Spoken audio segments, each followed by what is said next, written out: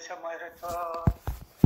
गुरुर्ब्रह्मा गुरुर्विष्णू गुरुर्देवो महेश्वरा, गुरुर् साक्षात् परब्रह्म तस्मै श्री गुरुवे नमः.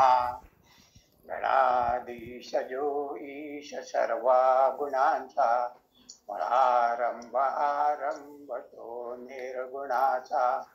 नमो शारदा मूल चत्वार वाचा, नमो पंथ अनंत या राघवाचा. श्रीराम मला वाटते अंतरी त्वावसावे, तुझ्या दासबोधासित्वा बोधवावे. अपत्या परिपाववी प्रेमग्रासा, महाराज या सद्गुरु रामदासा. श्रीराम उपासनेला दुर्चाल भावे, ओ देव संतास सदा नमावे. सत्कर्मयोगे वयवाल भावे, सर्वामुखी मंगल बोध भावे. श्रीराम सकासारी पूर्ण वैराग्य जाचे, अशेष्टा परिज्ञान योगेश्वराचे. कवी वाल्मिका सारिका मान्य ऐसा, नमस्कार माझा सद्गुरु रामदासा. श्रीराम जय राम जय जय राम, जय जय रघुवीर समर्थ. आता आपण जप करणार आहोत.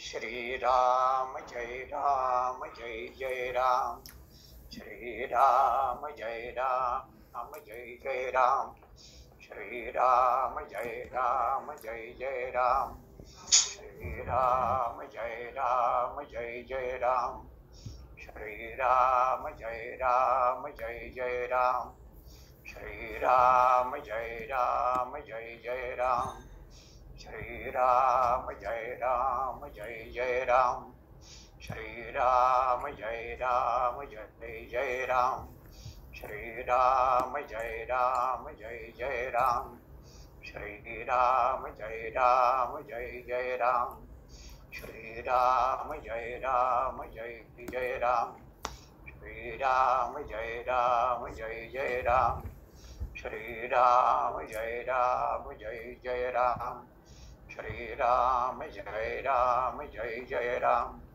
श्रीराम जय राम जय जय राम, श्रीराम जय राम जय जय राम.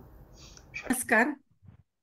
समर्थ कार्यासाठी कार्यरत असलेली समर्थ व्यासपीठ निगडी ही संस्था आणि सर्व संतांचे विचार सर्वदूर पसरवण्यासाठी कार्यरत असलेली अशी सकल संत विचार मंच ही संस्था. या दोन्ही संस्थांनी रामकृष्ण नीती हा विषय आम्हाला मांडायला दिला. प्रथम त्या दोन्ही संस्थांचे मी आणि माधवी आभार मानतो.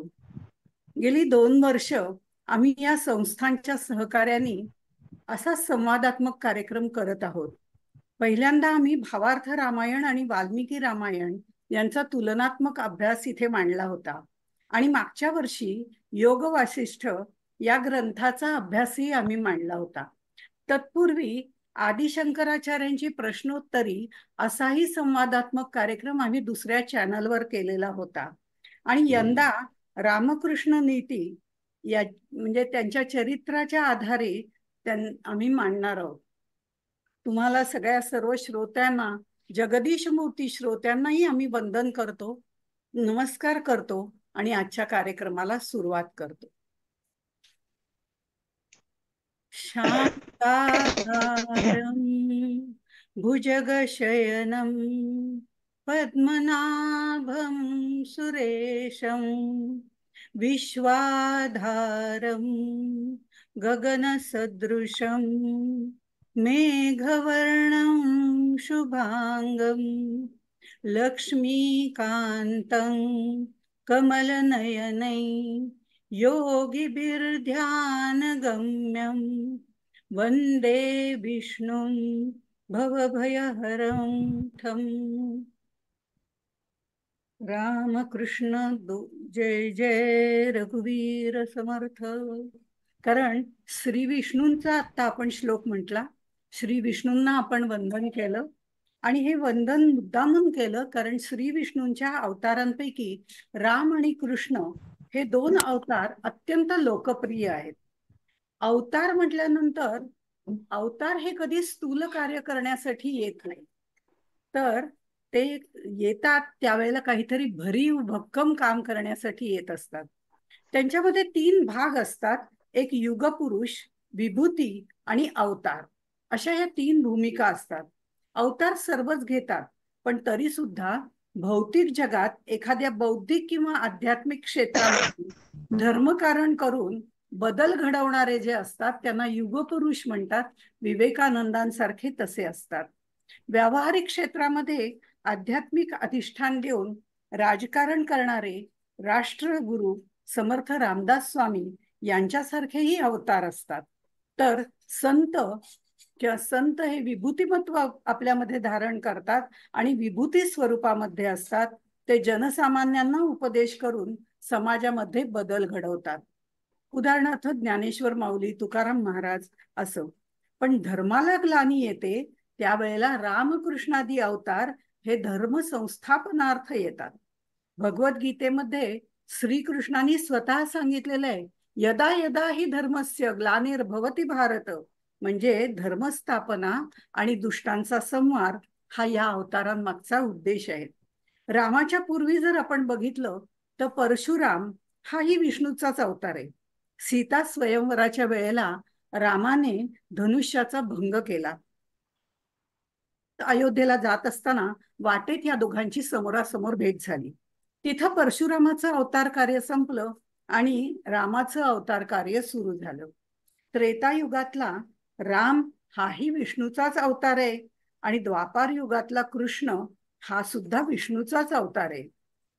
हो, पण धर्मस्थापना आणि दुष्टांचा संहार हे दोघांचं कार्य एकच असलं तरी पण दोघांची कार्य करण्याची नीती यामध्ये मात्र फरक आपल्याला पाहायला मिळतं. पारिवारिक शिस्तीचे एक अत्यंत पवित्र धारणा श्रीराम आयुष्यभर जगलेले आपल्याला त्यांच्या चरित्रात पाहायला मिळतं. ती जी रामनीती ती अनुकरणीय आहे, म्हणजे आचरणात आणण्यासारखी आहे. म्हणजे बहीण भावांनी एकमेकांशी प्रेमाने कसं वागावं, सद्गुरू आणि आई वडिलांशी आदरपूर्वक वागून त्यांच्या आज्ञेचं पालन कसं करावं. आता त्या काळाचा विचार केला तर ऋषी तपस्वी यांचा कसा आदर करावा, कुटुंबाची बांधिलकी, कर्तव्य, या अशा अनेक गोष्टी यामध्ये येतात, ज्या सध्याच्या काळात दिसणं खरोखरच अवघड आहे. म्हणजे कपोलकल्पितच हे वाटू शकतं. असो, पण हे राम काळामध्ये होतं. आपण जर ही नीती आचरणात आणायची म्हटली तर घरात जरी आपण ही रामनीती आचरणात आणली तरी घराबाहेर पडल्यानंतर मात्र या भौतिक जगात वावरताना आपल्याला अनेक वेळा कृष्णनीतीचा वापर करायला लागतो. खरं तर आपण ती आचरणात पण आणत असतो, पण आपल्या ते लक्षात पण येत नाही की आपण आत्ता वागलो ते कृष्णनीती होती. एक लक्षात घ्या, कृष्णनीती अनुकरणीय नाही पण अनुसरणीय मात्र आहे. त्यातला विचार आपल्याला आपल्या पद्धतीने उत्तम रीतीने सत्कार्यासाठी, समाजकार्यासाठी, देवकारणासाठी उपयोगात नक्की आणता येतो. जसं समर्थांनी श्रीरामाचा आदर्श समोर ठेवून बऱ्याच वेळा कृष्णनीतीचा वापर केलेला आहे आणि अर्थात दोन्हीचा समन्वयही साधलेला आहे. अशा या श्रीराम आणि श्रीकृष्ण यांच्या नीतीचा आपण थोडक्यात आढावा घेणार आहोत किंवा अभ्यास करण्याचा प्रयत्न करणार आहोत. त्यांच्या जन्मापासून जर आपण सुरुवात केली तर अगदीच विलक्षण आहे. विलक्षण म्हणजे विलक्षण सुद्धा आहे, विरुद्ध लक्षणाचं सुद्धा आहे. म्हणजे श्रीकृष्णाचा जन्म मथुरेच्या बंदिवासात झाला, तर रामाचा जन्म दशरथाच्या महालात अयोध्येला झाला. कृष्ण चांद्रवंशीय आहे तर श्रीराम सूर्यवंशीय आहे. कृष्ण जन्म जो आहे तो रात्री 12 वाजता झाला, पण राम जन्म दिवसा 12 वाजता झाला. कृष्णाला 16 सहस्र नारी होत्या आणि 8 पत्नी पण होत्या बरं. पण राम एकपत्नी व्रत होता, नाही का? आणि मुख्य म्हणजे कृष्ण आणि राम दोघही विष्णूचा अवतार होते. पण फरक हा की कृष्णाचं दैवी सामर्थ्य जे आहे ते त्याच्या बालपणापासून आपल्याला पाहायला मिळतं आणि म्हणूनच कृष्णाला पूर्णावतार म्हणत असत. तर श्रीराम अवतार समाप्तीपर्यंत मानवी रूपातल्या मानवी रूपातील आदर्श बनून राहिले. म्हणून त्यांना मर्यादा पुरुषोत्तम असं म्हटलं जातं. म्हणजे कृष्ण अवतारी पुरुष म्हणून, तर राम मानव म्हणून जगलेला आपल्याला पाहायला मिळतं. आता रघुवंशातलं सत्यवचन हे रामामध्ये भिनलेलं आपल्याला पाहायला मिळतं. पण कृष्णाचं जर बघितलं तर तो सत्यवचनही नव्हता असं नाही, पण त्याचं वाक्चातुर्य प्रसंगानुरूप वेगळंच होतं. त्यामुळे त्याच्या त्या लीला वाचताना ऐकताना आपल्याला खूप मजा येते आणि कधी कधी काही प्रश्नही निर्माण होतात. आता रामाचा विचार केला तर रामाकडे सत्ता, धनदौलत, ऐश्वर्य हे सगळं जन्मताच होतं. इतकं सगळं असून देखील रामाला वनवास भोगायला लागला होता हे लक्षात घ्या. पण गोकुळात राहणारे कृष्णाने मात्र हे सगळं ऐश्वर्य स्वतः निर्माण केलं आणि तो द्वारकाधीश बनला. अजून एक उल्लेखनीय गोष्ट म्हणजे श्रीराम समचरणी आहे, तर श्रीकृष्ण हा त्रिभंग आहे. यातूनच दोघांच्या स्वभावाचं वैशिष्ट्य आपल्या लक्षात येतं. समचरणी श्रीराम म्हणजे समत्व बुद्धीने विचार करणारे असे आहेत. आता राज्याभिषेकाचं उदाहरण बघा. राज्याभिषेक होणार, आपल्याला राज्यावर बसवणार, म्हणून मग प्रभू रामचंद्र आनंदाने उंच झोक्यावर बसत नाहीयेत. हे सगळ्यात लक्षात घेण्यासारखं आहे. किंवा त्याच दिवशी त्यांना वनात जायला लागलंय म्हणून दुःखाने रडत पण ते बसलेले नाहीत. म्हणजे ह्या दोन्ही परस्पर विसंगत गोष्टी त्यांच्या आयुष्यात घडल्या, पण तरी सुद्धा ते समत्व बुद्धीने वागलेले आहेत.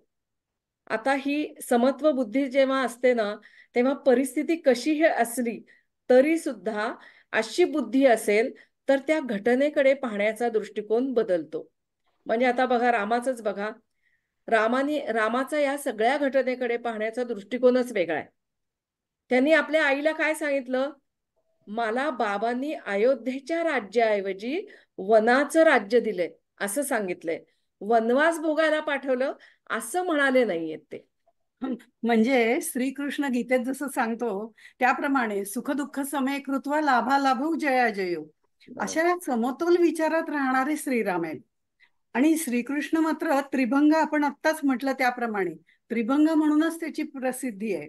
तिरकी मान, कमरेला तो नखरेल बाक, एकमेकावर ठेवलेली ती तिरकी पावलं, असा हा 3 ठिकाणी कमनीय बाक असणारा बाके बिहारी म्हटलं तरी हरकत नाही. वाकडी मान करून हातात मुरली धरणाऱ्या कृष्णाच्या मुखावर जे हास्य आहे ना, त्यामागे अनेक गोष्टी लपलेल्या आहेत, अनेक गोष्टी दडलेल्या आहेत. हातातली सुरेल बासरी जर बघितली तर ती गोकुळातील गोपी आणि गोपाळांच्या जीवनामध्ये कृष्ण प्रेमाचा आनंदच पसरवते. तर कमरेला असणारा हा बाक समाजहितासाठी त्यांनी केलेल्या कर्तृत्वाचं थोडंसं वळण पण दाखवतं. आणि त्याही पुढे दिडक्या पायावरती उभं राहून पुष्टी पुरुषोत्तम श्रीकृष्णाने अनेक प्रसंगी मर्यादा झुगारून दिलेल्या आहेत. पण जो कोणी माझा भक्त होईल त्याला मी मात्र आपलंसं करीन, अशी ग्वाही पण त्यांनी दिलेली आहे, नाही का? बरोबर. पण या दोघांच्या लक्षणात भेद असले ना तरी पण त्यांच्या अवतारामध्ये काही घटनांमध्ये आपल्याला साधर्म्य बघायला मिळतं. म्हणजे श्रीकृष्ण आणि श्रीराम यांच्यातलं साधर्म्य काय? तर दोघं राजघराण्यातले होते. राजघराण्यातले असून देखील नगरवासियांच्या सहवासामध्ये त्यांना रमायला आवडत होतं. मी कोणी राजपुत्र आहे ह्या नावाखाली त्यांनी लोकांकडे दुर्लक्ष केलेलं आपल्याला पाहायला मिळत नाही. राम रावणाचा वध करतो आणि बिभीषणाला लंकेचा राजा बनवतो. तर कृष्ण कंसाचा वध करतो आणि उग्रसेनाला मथुरेचा राजा बनवतो. या दोन्ही प्रसंगामध्ये खलनायकाच्या वधानंतर त्यांचं राज्य स्वतः न स्वीकारता राज्यातल्याच योग्य व्यक्तीकडे त्यांनी ते सुपूर्त केले आणि असं करून स्वतः अलिप्त राहणं, हे साम्य या दोघांचं जे आहे ते चटकन नजरेस भरतं. माधवी, हा विषय ना जेवढा बोलावा तेवढा कमीच आहे. खरंय. पण आपण त्यांच्या बालपणापासून सुरुवात करूया ना. कृष्णाच्या लीला सगळीकडे परिचित आहेत आणि त्या भरपूर सुद्धा आहेत. कारण आपलं ईशत्व त्यांनी अगदी लहानपणापासून सिद्ध करायला सुरुवात केली आहे. अगदी बंदिवासातनं सुटका केली, म्हणजे बंदिवासातनं सुटका करून यमुनेतील पुरात गोकुळात जाताना सुद्धा त्यांनी आपलं देवत्व त्या करंगळी लावून सिद्ध केलेलं आहे. म्हणजे पूर आलेला होता त्यावेळेला त्या पाण्याला करंगळी लावून वगैरे तो पूर लगेच दूर झाला वगैरे, हे देवत्व आपल्याला माहिती आहे त्याचं. आणि त्याप्रमाणे अं, श्रीरामाचा अवतार कार्य जे आहे ते मात्र महत्व वेगळं आहे बरं का. त्यांनी सामान्य मानवाचं रूप धारण केलेलं आहे आणि मानव धर्माच्या कुवतीनुसार त्याची वागणूक आहे. त्यामुळे श्रीकृष्णाचं बालपण, त्याच्या लीला खूप मोठ्या प्रमाणात ऐकायला मिळतात. पण महालात वाढलेल्या श्रीरामाचं बालपण मात्र राजवाड्याच्या 4 भिंतींमध्ये दडलेलं आहे. अगदी आपण वाल्मिकी रामायण बघितलं ना, तरी सुद्धा श्रीरामाच्या बालपणाचं वर्णन त्याच्यात फारसं येत नाही. अगदी थोडक्यात जेमतेम वर्णन केलेलं आपल्याला बघायला मिळतं. पण तुलसीदासांनी मात्र श्रीराम कथेमध्ये, रामचरितमानसमध्ये श्रीरामांच्या बाललीलांचं अद्भुत असं वर्णन केलेलं आहे. अत्यंत मोहक वर्णन त्याच्यात केलेलं आहे. रामाचं ते दिव्य सौंदर्य मनाला इतकं भावणारं आहे की त्याचं रूप नजरेत साठवण्यासाठी सगळ्यांची धडपड चाललेली असते. आणि ती धडपड तुलसीदासांनी अगदी अचूक अशी म्हणजे टिपलेली आहे त्यांच्या काव्यामधनं. भक्तीचे जे 11 प्रकार सांगितलेले आहेत ना, ज्या आसक्ती सांगितलेल्या आहेत, त्याच्यामध्ये रूपासक्ती पण एक आहे.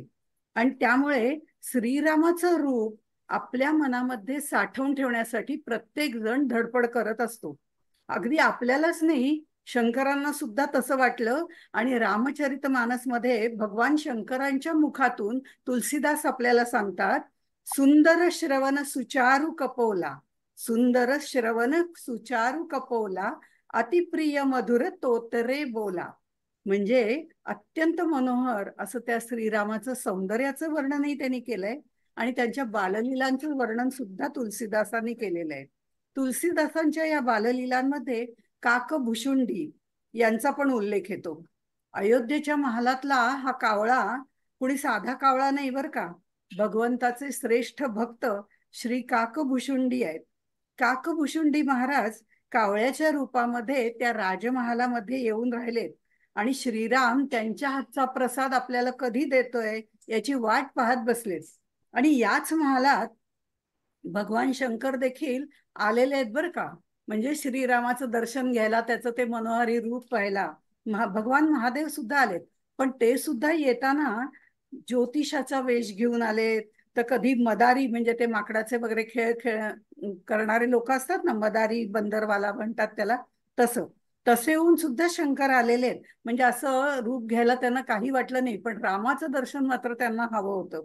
आणि त्यावेळेला भगवान शंकर पार्वतीला काय म्हणतात, काकभुसुंडी संगहम दो, काकभुसुंडी संगहम दो, मनुज रूप जानई नाही को. म्हणजे आम्ही दोघं म्हणजे कोण, सूर्यदेव आणि मी, काकभुशुंडी बरोबर श्रीरामाचं दर्शन घ्यायला गेलो होतो ना, तेव्हा आम्ही मनुष्य रूपामध्ये होतो. त्यामुळे आम्हाला कोणी ओळखलं नाही आणि आम्ही मस्त त्या श्रीरामाचं रूप बघितलं, असं महादेव पार्वतीला सांगतात.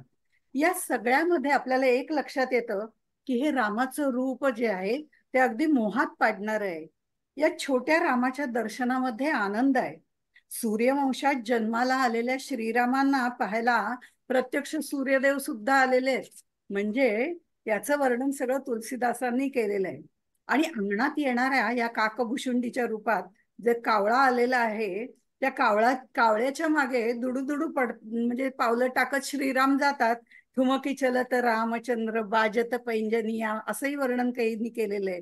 आणि असं सगळ्याचं कौतुक करावं असं वाटतं. आता ह्या सगळ्याच्यात जर बघितलं तर सर्वसाधारण आई वडील आपल्या नवीनच चालायला लागलेल्या बाळाचं जसं कौतुक करतात ना, तसंच श्रीरामांचं कौतुक कौसल्या माता किंवा दशरथ वगैरे या सर्वांनी केलेलं आहे. म्हणजे मानवी धर्मामध्ये जे जे शक्य आहे ते श्रीरामांनी ह्याच्यात दाखवलेलं आहे. त्यांनी कुठेही असं वेगळेपण आपलं दाखवलेलंच नाहीये, मानवी रूप धारण केलेलं असल्यामुळे.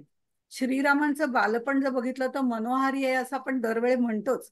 पण राजवाड्यात जन्माला आलेल्या या 4 भावंडांचं बालपण जर बघितलं तर त्यांच्या 3 माता, वडील दशरथ आणि अयोध्यावासी या सगळ्यांबरोबर ते सुखात गेलेलं आहे.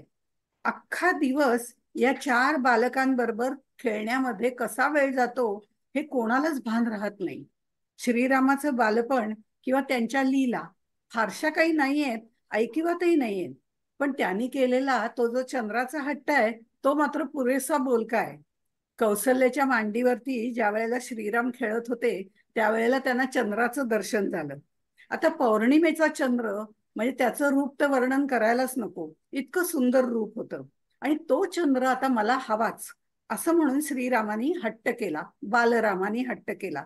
आणि त्यांना वाटत होतं तो माझ्या हातात असायला पाहिजे, माझ्या जवळ असायला पाहिजे, असं म्हणून त्यांनी हट्ट केला. या 3ही माता त्यांनी अगदी समजूत घालून घालून दमल्या, पण तरी सुद्धा राम काही ऐकायला तयार होईना. शेवटी दरबारामधले जे चतुर मंत्री होते सुमंत, आपल्याला माहिती आहे त्यांचा रामायणात बऱ्याच वेळा उल्लेख आलेला आहे, ते चतुर मंत्री सुमंत त्यांनी एक शक्कल लढवली आणि महालामध्ये त्यांनी एक मोठा आरसा आणून ठेवला. आणि तो असा ठेवला की जणू काही त्या चंद्राचं प्रतिबिंब त्याच्यात पडल्यानंतर तो चंद्र महालातच अवतरलाय असंच वाटावं. राम इतके काही खुश झाला, छोटा राम असल्यामुळे हा राम लल्ला म्हणूया आपण त्याला, हा राम लल्ला इतका काही खुश झाला.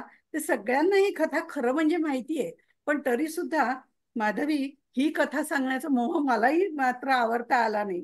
कारण या कथेमधनं श्रीरामाचं साधेपण आपल्या लक्षात येतं. म्हणजे त्याचा हट्ट पण श्रीकृष्णासारखा नाहीये, अगदी साधा सोपा सरळ सगळी जी लहान मुलं करतात तसा हट्ट आहे. आणि ही रामाची बाललीला अगदी साधी सरळ आणि सोपी आहे, नाही का? खरंय संध्याताई, श्रीराम फार भोळे. हो ना. आईजवळ ते कधीच काही मागत नाहीत, फारसा हट्ट पण करताना दिसत नाहीत. जे काही त्यांचं थोडंफार आपल्याला बालपण बघायला मिळतं त्यात. पण लबाड श्रीकृष्णाला मात्र कोणाला इतक्या सहज मनवता आलं नसतं बरं का. अगदी छोटा असताना आईने इंद्राला जो नैवेद्य दाखवला होता ते देखील त्याला आवडलं नाही. उलट तो नैवेद्य त्यांनी स्वतःच फस्त केला आणि गोवर्धन आपलं रक्षण करतो. बघा त्याचा लहानपणापासूनचा दृष्टिकोन कसा आहे. गोवर्धन आपलं रक्षण करतो तर त्याचीच पूजा करायची असा हट्ट त्याने आईपाशी धरलेला आहे. असा हा बालकृष्ण गोकुळात वाढत असताना कंसाला त्याची भीती आहे, तर त्यांनी काय केलं, आपल्या मंत्रिमंडळात असणारी जी पुतना नावाची राक्षसीण तिला गोकुळात पाठवलं. कशासाठी? तर सर्व लहान बालकांना मारून टाकायला तिला सांगितलं होतं. गोकुळात आल्यानंतर तिने काय केलं, राक्षसीण ती, त्यामुळे तिला सुंदर रूप घेणं अगदी भाग होतं. तिने सुंदर लावण्यवतीचं रूप घेतलं. अर्थात तिला कोणीच ओळखलं नाही. गोपींना तर ती साक्षात लक्ष्मी वाटली. आता ही थेट नंदबाबाच्या घरी आली आणि यशोदेला म्हणाली, अगं मला ओळखलंस का? आता एवढ्या मोठ्या श्रीमंत थाटात आलेल्या बाईला ओळखणं नाही असं म्हणणार तरी कसं ना. आता ही रोहिणी आणि यशोदा तर्क करत बसल्या की कोण आल्यात बाबा या. पण त्यांना कल्पना पण नव्हती की आता प्रभूंची लीला घडणार आहे. या स्त्रीने विचारलं, बाळ का ग रडतोय? दृष्ट लागली असावी. सगळेजण सारखे त्याला पाहायला येत आहेत ना, दृष्टच लागली त्याला. आपणही असं काहीतरी म्हणतो बर का. ती काय म्हणते, थांब मी काढते दृष्ट. असं म्हणून तिने काय केलं, कुणाला मीठ आणायला पाठवलं, कुणाला मोहऱ्या आणायला पाठवलं, फुटकं खापर, केरसुणी, 4 रस्त्यांवरची माती, असं सगळं आणायला पाठवून दिलं. बाप रे, एवढ्या गोष्टींनी दृष्ट काढता येते हे मला आत्ताच कळलं बरं का. आणि रामाची सुद्धा कौसल्य मातेने दृष्ट काढली असणार नाही का? पण अर्थात आपण जशी आपल्या नातवंडांची काढतो तशीच काढली बरं का, दुसरं काही वेगळं काही नाही केलेलं. अगदी अगदी खरं. हे जेव्हा दृष्ट काढण्याचं वर्णन वाचलं ना, त्या वाचनाने आपल्याला बरीच नवीन माहिती कळते हे लक्षात आलं. तर त्या बालकाची दृष्ट काढते असं म्हणून तिने गोपी, रोहिणी, यशोदा सगळ्यांना दूर पाठवून दिलं, जेणेकरून तिला ते बाळ एकटीलाच पाहिजे होतं. आणि मग तिने त्या गोपाळकृष्णाला मांडीवर घेतलं. भगवंत आहेत ते. भगवंतांना तिचा सगळा डाव त्यांनी ओळखला होता. तिने त्यांना पदराखाली घेतलं आणि त्यावेळेला बाळकृष्णाने प्यायला सुरुवात केली. कथाभाग आपल्या सगळ्यांना माहिती आहे. आणि मग भगवंतानी काय केलं, त्या पुतनेचं दूध पिताना तिचं शोषण करायला सुरुवात केली. आता इथे पुतनेला त्रास व्हायला लागला. पुतना सोड सोड म्हणत होती, तर भगवंत काय म्हणाले, पुतना मावशी, मी पकडण्यात पटाईत आहे बर का. आजपर्यंत ज्याला पकडलं त्या कुणालाच मी सोडलेलं नाही. भक्तांसाठी कृपाछत्र घेऊन त्याचा हात हातात धरतो, तर शत्रूंचं विनाशाय दुष्कृताम असं म्हणून मी निर्दालन करतो. आता माझ्या तावडीतून तुझी सुटका नाही. बघा, आमच्यामध्ये पण अविद्या माया घर करून बसलीये आणि तिच्या आहारी गेल्यानंतर आमच्यामध्ये अहंकाराचं विष भरलं गेलंय. आणि ह्या सगळ्याचं जर निर्दालन करायचं असेल तर ते निर्दालन करण्यासाठी हाच बाळकृष्ण आमच्या हृदयात अवतीर्ण झाला पाहिजे. मला वाटतं हेच या कथानकाचं गमक आहे. आणि तुला माहितीये का माधवी, अगं पूतना ही पूर्वजन्मातली बळीची कन्या रत्नमाला आहे. वामन अवतार मध्ये झालेला आहे ना. तर हो. वामन अवताराच्या वेळी भगवान विष्णू बटूच्या स्वरूपात आलेले आहेत राजा बळीकडे, आणि त्यांनी त्रिपाद भूमी मागितलेली आहे. ते दान मागायला तिथे आलेले आहेत. आणि त्यावेळेला रत्नमाला तिथे होती. आणि त्या रत्नमालेला असं वाटलं की किती गोड आणि तेजस्वी हे बाळ आहे, की हा छोटा बटू आहे. आणि तिच्या हृदयामध्ये प्रेम उफाळून आलं. तिला वाटलं, हा जर बालक माझा पुत्र असता तर याला दुग्धपान देऊन मी धन्य झाले असते, असं तिला वाटलं. पण हा बटू आला होता तो वेगळ्याच कारणाकरता, त्रिपाद भूमी मागण्याकरता त्या बळीकडे आलेला होता. आणि ती देताना बळीची झालेली सगळी अवस्था तिने पाहिली.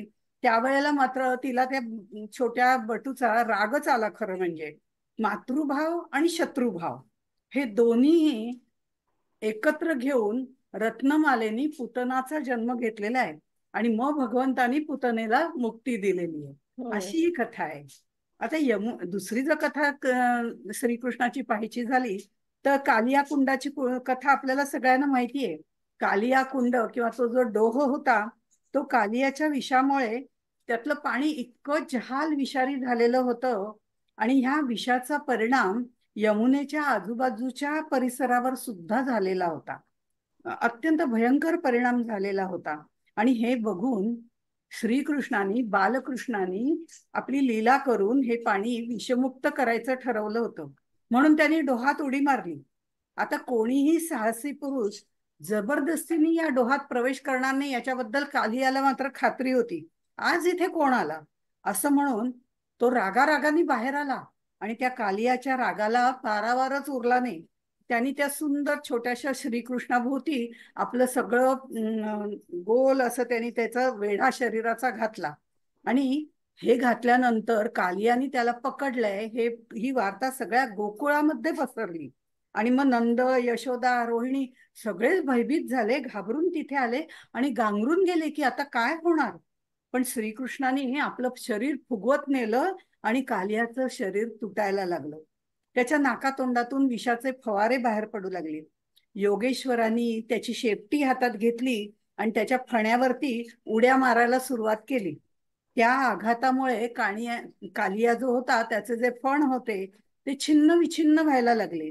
आणि त्यावेळेला त्या कालियाची अशी झालेली स्थिती पाहून त्याच्या पत्नीलाही खूप वाईट वाटलं. आणि त्याच्या ज्या काही 3-4 पत्नी होत्या त्या तिथे आल्या आणि त्यांनी भगवंताची स्तुती सुरुवात केली.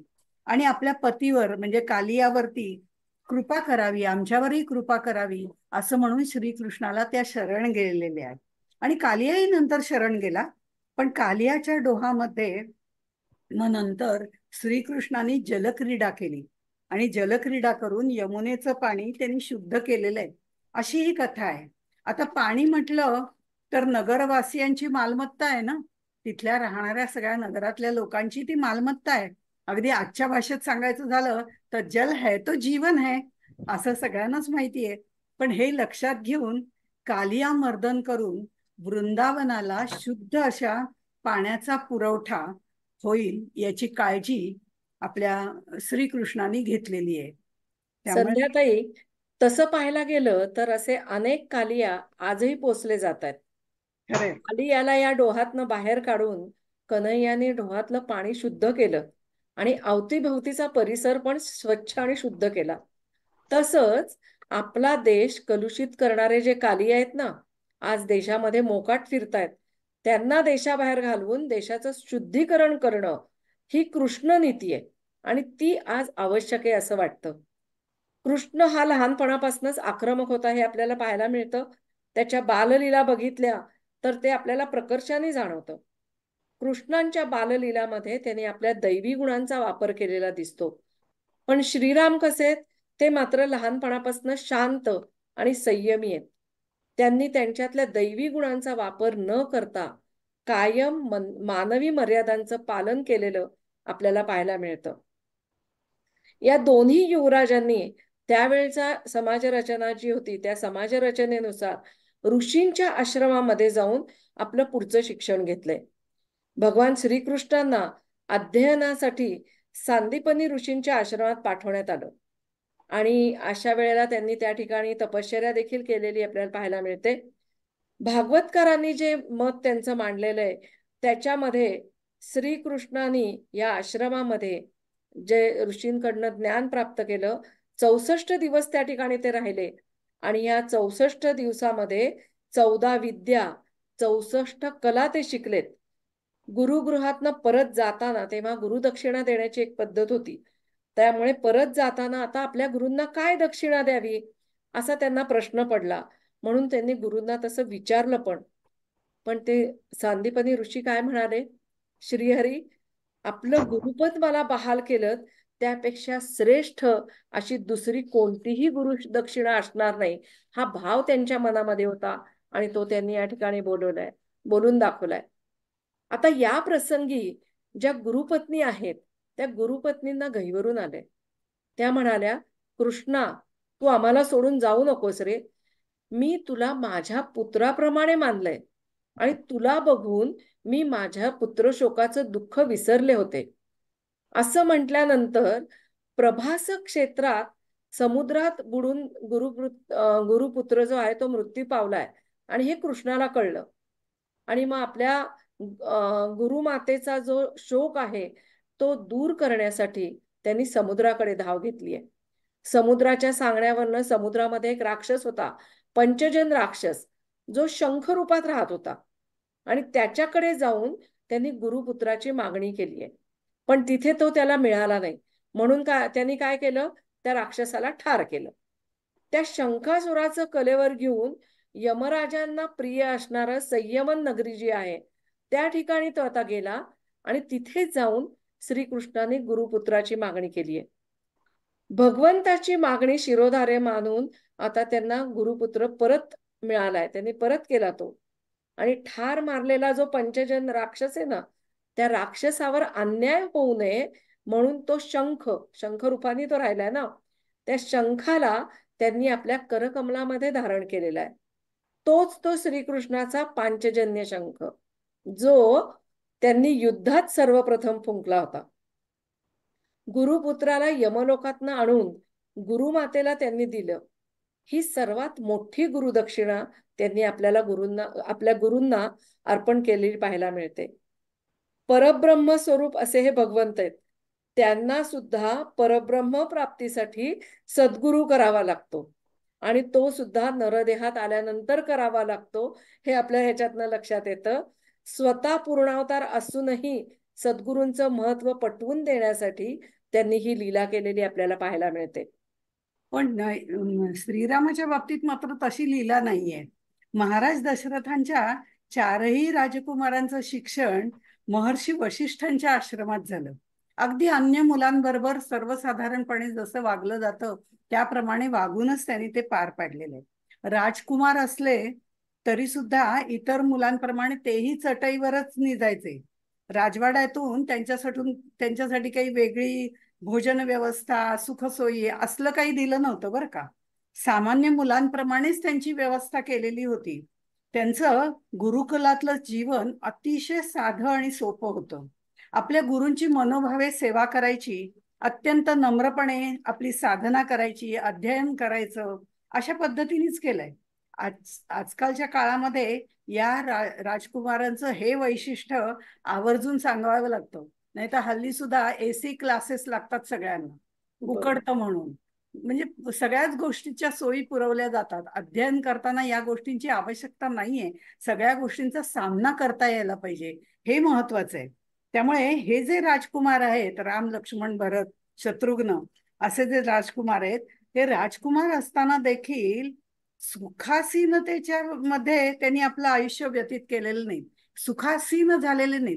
सुख जरूर उपभोगावं, आपल्याला जे हवं असेल ते सुख जर मिळत असेल तर ते जरूर उपभोगावं, पण सुखासीन होऊ नये असं आपल्याला वारंवार सांगितलं जातं. तसं यांनी सुखासीनतेमध्ये आपलं आयुष्य वाया घालवलेलं नाहीये किंवा व्यतीत केलेलं नाही. त्यांना शिक्षण घेताना सुद्धा स्पेशल ट्रीटमेंट ज्याला म्हणतो तशी कुठलीही दिली गेली नाहीये. आपल्याला शिक्षण देणारे सद्गुरू यांचा विशेष आदर करायला पाहिजे हे त्यांच्या मनामध्ये होतं. तसं त्यांचं वर्तन देखील होतं. आदराने ते गुरूंकडे बघत होते. आपल्या सद्गुरूंकडनं त्यांनी चारही वेदांचं, उपवेदांचं, शास्त्रांचं शिक्षण घेतलं आणि त्याशिवाय पराक्रम आणि लोकहित याच्याबद्दलही शिक्षण घेतलं. तसंच हत्तीवर कसं बसायचं, राजपुत्र होते ना, त्यामुळे हत्तीवर कसं बसायचं, घोड्यांवर कसं बसायचं, रथ कसा चालवायचा, रथ मोडला तर तो दुरुस्त कसा करायचा, हे सुद्धा आता आता बघ ना, आजच्या काळात सुद्धा सगळं वाहन एखादं तरी चालवता यायला पाहिजे असं आपण म्हणतो आणि ते बरोबर. आवश्यक पण आहे.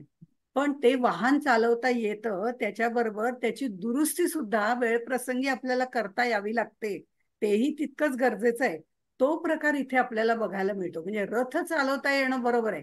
समजा रथाचा सारथी जर नसेल तर आपल्याला रथ घेऊन बाहेर पडता आलं पाहिजे, हे जसं खरं आहे तसं त्याची निगा राखणं हा भाग सुद्धा तेवढाच महत्वाचा आहे. आणि मग आपण जे म्हणतो ना की श्रीरामाचं चरित्र जे आहे ते अनुकरणीय आहे. अनुकरणीय आहे असं म्हणतो म्हणजे या प्रत्येक गोष्टीमध्ये आपल्याला सुद्धा शिकायला मिळतं. काळ बदलला असला, वाहनं बदलली असली तरी या गोष्टी निश्चितच अनुकरणीय आहेत. आणि या सगळ्याबरोबर त्यावेळच्या काळानुसार श्रीरामाने धनुर्विद्येचं शिक्षण सुद्धा प्राप्त करून घेतलं होतं. नुसतं शिक्षण घेतलं ते फक्त गुरुकुलामध्ये घेतलं आणि तिथंच थांबलं असं झालं नाही बरं का. त्यांनी अयोध्येत परत आल्यानंतर सुद्धा आपला अभ्यास कायम चालू ठेवला. अभ्यास हा सातत्याने चालूच ठेवायचा असतो असं आपल्याला शास्त्रामध्ये सुद्धा सांगितलेलं आहे. आणि ते केवळ अभ्यास करतात असं नाही बरं का, आपल्या भावंडांचा पण एकमेकांचा अभ्यास घेतात. ते फक्त अभ्यास करतात असं नाही, तर अयोध्येतल्या मुलांबरोबर खेळतात सुद्धा, व्यायाम सुद्धा करतात आणि अयोध्यावासियांमध्ये मिसळतात सुद्धा. म्हणजे आम्ही राजे आहोत, आम्ही राजपुत्र आहोत म्हणून त्यांच्याशी मिसळायचं नाही असं नाही करत. अयोध्येच्या त्या सर्व लोकांबरोबर ते मिसळत सुद्धा असत, त्यांची चौकशी सुद्धा करत असत. अर्थात हे सगळं गुरुकुळातल्या शिक्षणामुळे नकळत झालेले त्यांच्यावरचे हे संस्कार आहे. म्हणजे गुरुकुलाचं त्यावेळेला जसं महत्व होतं तसं खरं आत्ताही गुरुजनांचं महत्व ठेवणं हेही गरजेचं आहे. आणि हे सर्व गुण आजच्या विद्यार्थ्यांसाठी सुद्धा अनुकरणीय नाहीत का माधवी? ते बरोबर. अगदी बरोबर. म्हणजे ह्या चरित्रातनं नेमकं काय टिपायचं हे सुद्धा लक्षात घेणं गरजेचं आहे. कारण राम कृष्ण कुठलीही चरित्र घेतली तरी आमच्या समोर नकारात्मक प्रश्नच बरेचसे असतात, पण नेमकेपणाने ते घेऊन ते आचरणात आणणं हे फार महत्वाचं. हे छान सांगितलं तुम्ही आता. आता श्रीकृष्णाचं जर चरित्र बघितलं तर त्याच्या जन्मापासनं त्याच्या पराक्रमाला सुरुवात झालेली आपण पाहिली आणि त्यामुळे म्हणजे त्याच्या जीवनामध्ये तो तान्हा असल्यापासून आपण आता पुतनेचा जो प्रसंग बघितला तिथून त्याच्या बाललीला आणि त्याच्या पराक्रमाचं वर्णन आपल्याला पाहायला मिळतं. पण प्रभू रामचंद्रांचं तसं नाहीये. अगदी तान्हा असताना नाही, पण अगदी कोवळे सुकुमार आहेत, म्हणजे अजून तारुण्यात प्रवेश पण त्यांनी केलेला नाहीये.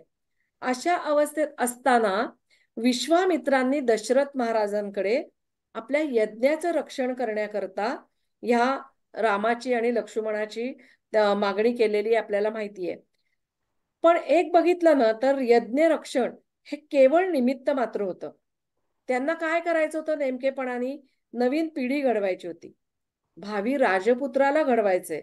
आणि खरोखरच त्यांनी श्रीरामाला समाजातली जी परिस्थिती होती ती जवळून दाखवली.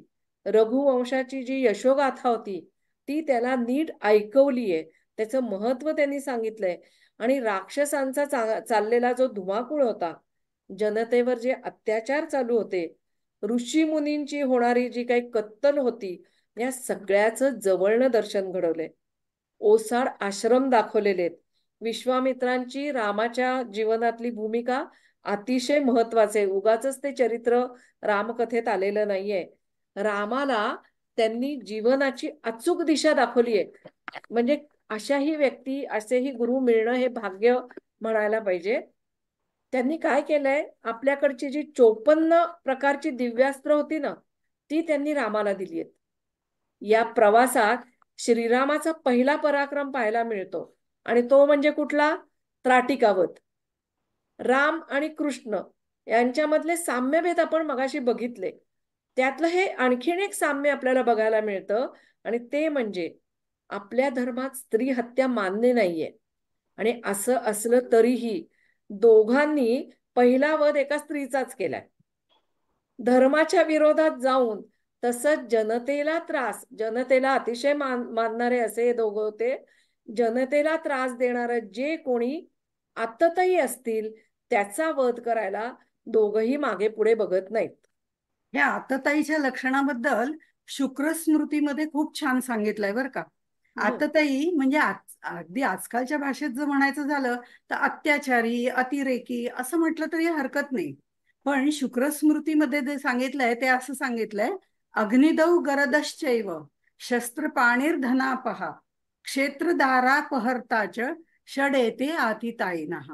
म्हणजे आग लावणारा, विष देणारा, अकारण हातामध्ये शस्त्र घेऊन दुसऱ्याला मारणारा, राज्य लुबाडणारा, पापबुद्धीनी स्त्रीचं हरण करणारा, अशांना आतताई असं म्हटलेलं आहे.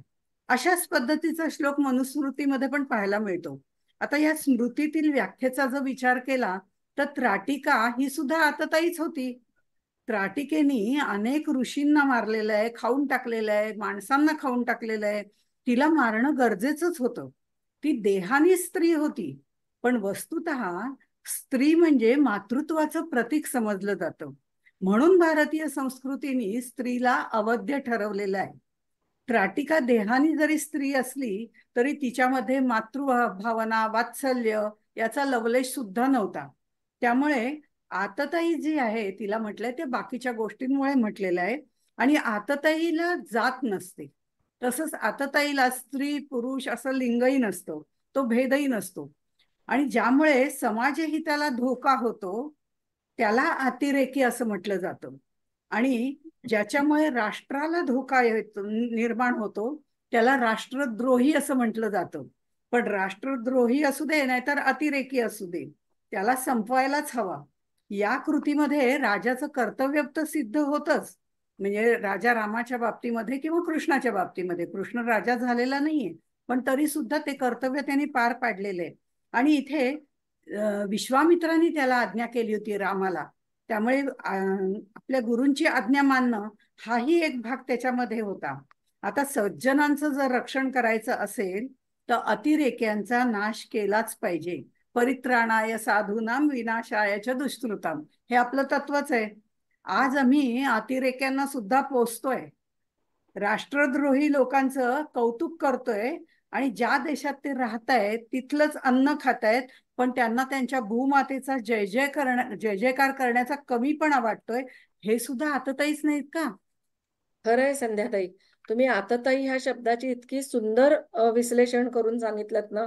इतके दिवस आतताई शब्द माहिती होता, काय आतताईपणा करतो हे वापरात सुद्धा येत होता, पण त्याचं स्पष्टीकरण इतकं तुम्ही सखोल केलं, खूप छान वाटलं.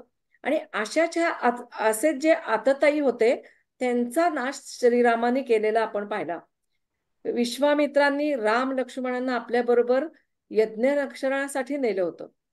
ऋषींचा यज्ञ कार्यात अडथळे आणणारे हे संकट दूर करण्यासाठी राजा रामासारखा युवक घडणं आवश्यक होतं.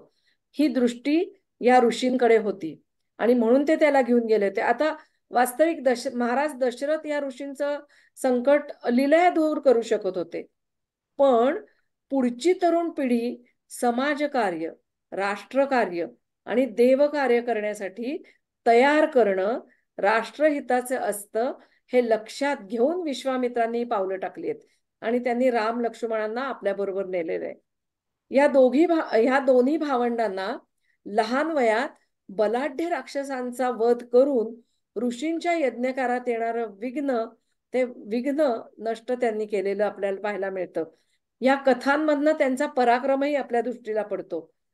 आता ह्या त्राटिका वधाबरोबर सुबाहू आणि मारीच या दोघांनाही यज्ञामध्ये, हे दोघंही विघ्न आणायचे या यज्ञामध्ये.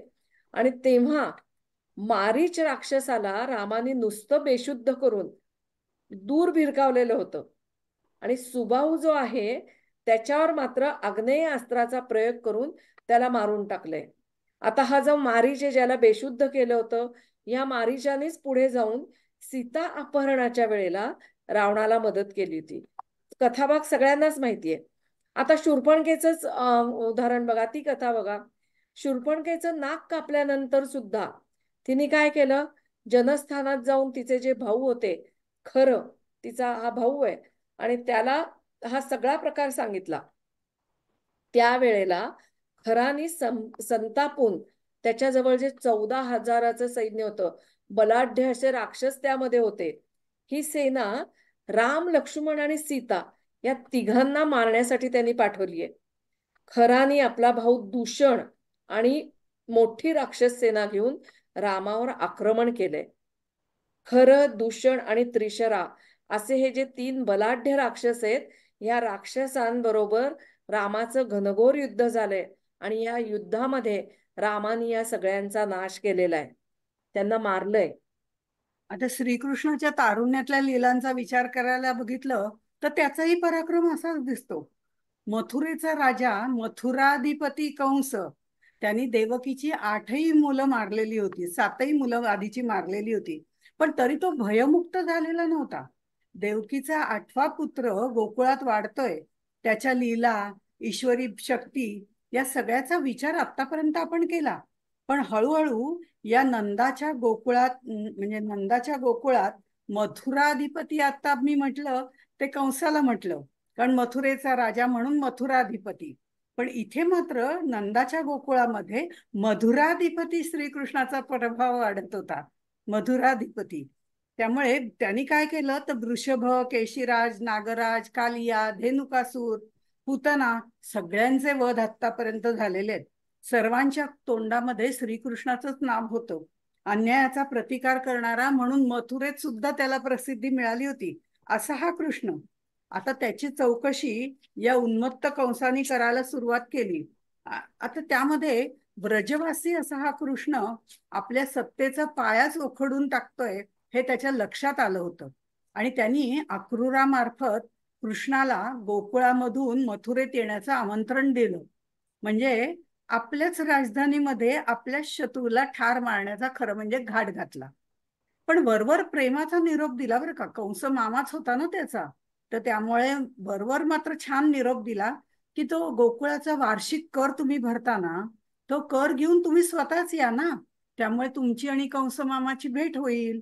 बरं, बलराम आणि श्रीकृष्ण हे माझे भाचे मल्ल युद्धामध्ये एवढे प्रवीण झालेत, त्यांची मी स्तुती ऐकतोय, त्यांना मला प्रत्यक्ष पाहता येईल, असा सगळा निरोप त्या गोकुळामधल्या श्रीकृष्णाला पाठवला आणि अक्रूराबरोबर.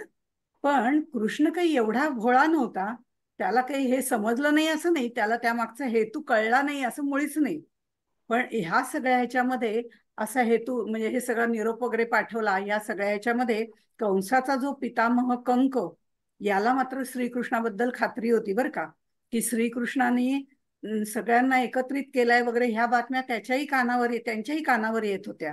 श्रीकृष्ण आपल्या कर्तृत्वाने स्वकीयांचं संघटन करून सर्वांचं भाग्य उजळून टाकेल याच्याबद्दल खात्री होती. आणि आता तो इथे आला तरी काही हरकत नाही असंही त्यांना वाटत होतं. त्यामुळे श्रीकृष्ण आणि बलराम मथुरेमध्ये आले. थोडी थट्टा मस्करी झाली, थोड्या कुरबुरी झाल्या. सत्ताधारी कंसाच्या मनामध्ये धाक आणि दहशत निर्माण करायची हे मात्र त्यांनी ठरवलं होतं. आणि त्यामुळे त्या काळामध्ये, त्या वेळेला तिथे म्हणजे धनुर्याग करायचं मथुरेमध्ये त्यांनी ठरवलं होतं कंसाने. आणि ते धनुर्याग करायचं जे धनुष्य होतं ते एका ठिकाणी त्यांनी ठेवलं होतं आणि त्याच्या भोवती त्याचे सगळे सेवक संरक्षणार्थ ठेवलेले होते. आता श्रीकृष्ण तिथे गेला आणि हे सगळ्या चेष्टा मस्करी, कुरबुरी, काही भांडणं वगैरे होत तिथपर्यंत गेल्यानंतर त्यांनी ते श्रीकृष्णाने आत जाऊन ते धनुष्य सुद्धा मोडून टाकलं, ज्याच्यावर याग व्हायचा होता ते धनुष्य मोडून टाकलं. आता कंसाचे सेवक सुद्धा त्याच्यावर धावून आले, पण काही उपयोग झाला नाही. त्यांचा सुद्धा त्यांनी पूर्णपणे नाश करून टाकला. आता हे सगळं बघितल्यावर कंसाचं खच्चीकरण झालं, मानसिक खच्चीकरण झालं. जसं लंका दहनाच्या वेळी हनुमंताने रावणाचं केलं होतं ना, तसं कंसाला जळी स्थळी काष्टी पाषाणी कृष्णच दिसायला लागला. मृत्यू सूचक अशी दुष्ट स्वप्नही पडायला लागली. आता कृष्ण आणि बलराम म्हणजे आधीचे राम लक्ष्मणच ना, त्यामुळे त्यांना मारण्यासाठी मुष्टिक आणि चाणूर यांच्या बरोबर त्यांना मारायचं, यांनी त्यांच्याशी मल्ल युद्ध करायचं आणि त्याच्यात त्यांना मारून टाकायचं, असं सगळं कारस्थान रचलं होतं. पण कृष्ण आणि बलराम यांनी मुष्टिक आणि चाणूर यांनाच यमसदनाला पाठवून दिलं.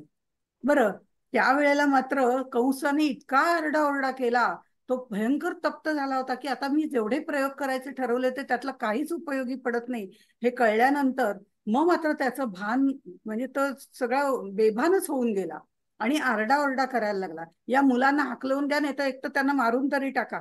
याचा बाप वासुदेव आणि माझा बाप उग्रसेन, यांना दोघांना तुरुंगात टाका, अशी भाषा त्यांनी सुरुवात केली. श्रीकृष्णाला हे कळलं आणि श्रीकृष्ण तितक्याच वेगाने धावत त्याच्या सिंहासनाकडे गेले आणि सिंहासनावर उडी मारून कंसाचे केस हातामध्ये पकडले आणि कंसाचा देह फरफटत त्यांनी दारापर्यंत नेला आणि तिथेच कंसाचा त्यांनी मृत्यू घडवून आणला. इथे श्रीकृष्णाने विनाशायचे दुष्कृताम विनाशायचे दुष्कृताम हे अवतार कार्य त्याचं पूर्ण केलंय. हाही एक पराक्रमच आहे, नाही का? हो, राम आणि कृष्ण यांच्या पराक्रमाच्या कथा जेवढ्या ऐकाव्यात ना, तेवढं कसा वेळ निघून जातो कळत नाही. त्यामुळे किती बोलावं आणि किती नाही असं होतंय. पण आपल्याला 5 दिवस हा विषय बघायचा आहे. त्यामुळे आपण आता समारोपाकडे वळूया. विष्णूच्या दशावतारापैकी राम आणि कृष्ण सगळ्यात अधिक लोकप्रिय अवतार आहेत हे आपण बघितलं आणि आपण हे अनुभवतोय. म्हणजे आजही रामाचं मंदिर बांधल्यानंतर झालेला आनंद, त्याचं केलेलं स्वागत, कृष्णाचं मंदिर परत होणार आहे छान आणि त्याचं पण आपण स्वागत करणार आहोत, हे ह्या भावना इतक्या काळानंतर देखील मनामध्ये उचंबळून येतात. हे इतका काळ लोटला तरी राम आणि कृष्ण यांच्याविषयी जाणून घेण्याची उत्सुकता आपली काही कमी होत नाही. रामायण आणि महाभारत ही जी 2 महाकाव्य आहेत, हजारो वर्षापूर्वापासनं भारतीय समाज मनाला त्यांनी आकर्षित केलेलं दिसतं. राम रामायणाचा नायक आहे, तर कृष्ण महाभारताचा कर्ता आहे. रामाचा प्रवास वनवासाच्या निमित्ताने अयोध्येपासून ते पार रामेश्वर लंकेपर्यंत झालेला पाहायला मिळतो.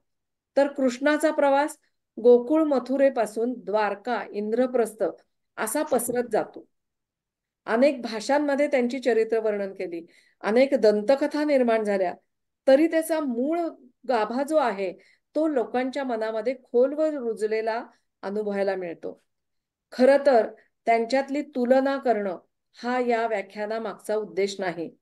कारण 2 वेगळ्या वेगळ्या युगात जन्माला आलेल्या विभूतींसमोर त्या त्या काळानुसार वेगवेगळी आव्हानं समोर होती, हे लक्षात घेतलं पाहिजे. समाज रचना, कायदे कानून या सगळ्यामध्ये फरक होता. रामायणामध्ये कर्तव्य पालनाला अतिशय महत्व आहे.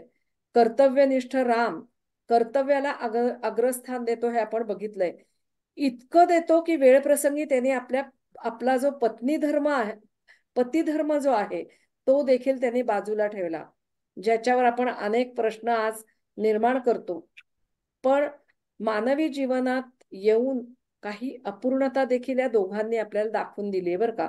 जसं माखन चोर, सम्यंतक मण्याची चोरी, रामाचा सीतेच्या विरहातला विलाप, या सगळ्या प्रसंगामधनं आपल्याला याचं दर्शन घडतं. म्हणजे मानवी जीवन आपल्याला त्यातनं पाहायला मिळतं. मानवी दृष्टिकोनातनं पाहिलं तर रामाचं चरित्र आकलन होणं थोडं तरी शक्य आहे. पण कृष्णाचं जे चरित्र आहे त्याच्या लीलांचं आकलन होणं थोडं कठीण आहे. अवखळ वाटणारा श्रीकृष्णाभोवती गूढतेचं वलय आपल्याला कायम जाणवतं. रामाचं चरित्र अगदी सरळसोट आहे. त्यांनी इतरांनी देवत्व त्याला दिलं, तरी पण राम स्वतः काय म्हणतो, स्वतःला तो मानवच समजत होता.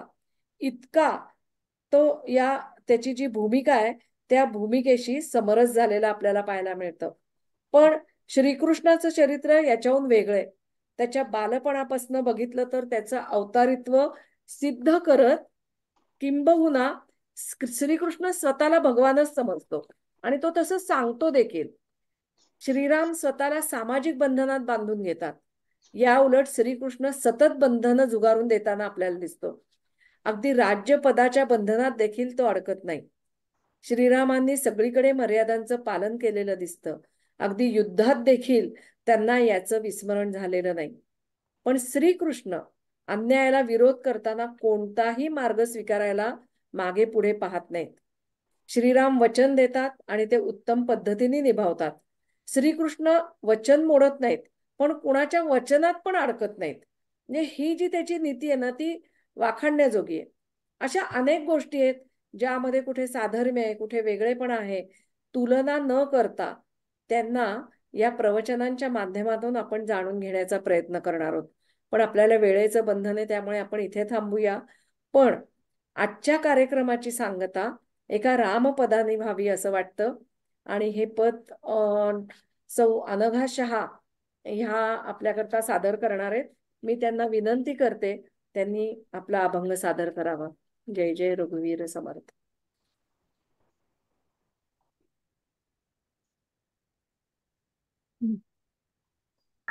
श्रीराम श्रीराम श्रीरामचंद्र कृपालु भज मन हरण भव भय दारुणम् नवकंज लोचन कंज मुख कर कंज पद कंजारुणम् श्रीराम श्रीराम कंदर्प गणित अमित छवि नवनील नीरद सुंदरम पटपीत मानव तडित रुचि शुचि नौमि जनक सुतावरम श्रीराम श्रीराम भज दीन बंधु दिनेश दानव दैत्य वंश निकंदनम रघुनंदन कंद कोसल चंद दशरथ नंदनम श्रीराम सिर मुकुट कुंडल तिलक चारु अदार अंग विभूषणम चापधर संग्राम जित खल दूषणम श्रीराम श्रीराम इति वदति तुलसीदास शंकर शेष मुनि मनरंजनम् मम हृदय कंज निवास कुरु कामादिखल दल गंजनम् श्रीराम श्रीराम श्रीरामचंद्र कृपालु भज मन हरण भव भय दारुणम् नवकंज लोचन कंज मुख कर कंज पद कंजारुणम् श्रीराम श्रीराम सियावर रामचंद्र की जय. रामकृष्ण हरी अनघाताई, रामकृष्ण हरी. रामकृष्ण हरी.